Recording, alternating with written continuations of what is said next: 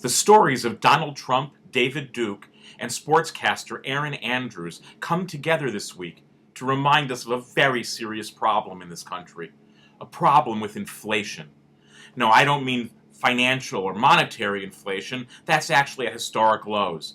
I mean a kind of verbal inflation, which creates a moral hazard for all of us individually and collectively as a nation. Two things happened to me this week, one right after the other, that point to this dangerous inflation, and I think challenge us all to do something about it, regardless of how we feel about these cases. In the case of Trump and Duke, I happen to have been on a show in which an African-American pastor said, look, he wasn't happy about Trump's response to Duke, but he wasn't going to make much of it and thought the press was being rather unfair to Mr. Trump, until they were also willing, in his words, to go after Hillary Clinton for not distancing herself more aggressively from the Black Lives Matter movement, since in the words of this pastor, both Black Lives Matter and the KKK are racist. Host looked at me and said, "Do you want to respond, Rabbi?" I said, "Yes, I do."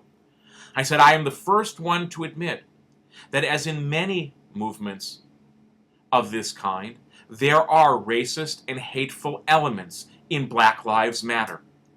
But to confuse Black Lives Matter with a 150-year history, soaked in the blood of thousands of people, human beings burned and swinging on trees, synagogues torched and churches blown up, let alone a century and a half of intimidation, not only boggles the mind, it's actually disgusting." But the verbal inflation which allows for that cute turn of phrase to compare the two, that's what troubled me most of all.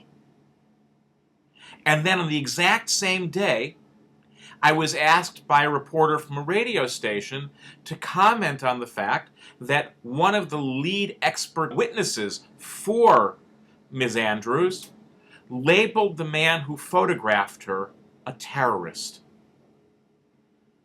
Now, it is very clear that what went down there is despicable, disgusting, hurtful, and harmful. And if fully guilty, which he sure seems to be, this guy should pay the price both criminally and civilly. But, as I said to that radio talk show host, sitting in an office less than 2 miles away from where almost 3,000 Americans were murdered, to talk about what he did with his camera as terrorism is offensive. What is going on that no one's allowed to criticize anything or have an opinion about anything without making outrageous, outsized comparisons? Words matter. And the inflation that we seem to participate in we all pay a terrible price for. Words matter, and especially for people of faith, words matter. According to Scripture, the world is called into being with words, and we are all told that every human being, black, white, Christian, Muslim, Jewish, atheist, male, female, it doesn't matter, we are all created in the image of the divine, a divine who brings the universe into being, according to the story, with words. And we, with the capacity of speech, can be more or less divine. I hope that as we enter an election season that seems to get crazier and crazier and more stories on the social and popular culture front unfold, that we can resist the temptation toward this kind of verbal inflation. Call things out for what they are, but appreciate that when we call them out as more than they are, we're not helping anyone, not the causes we support, and certainly not the culture that we all have to share together.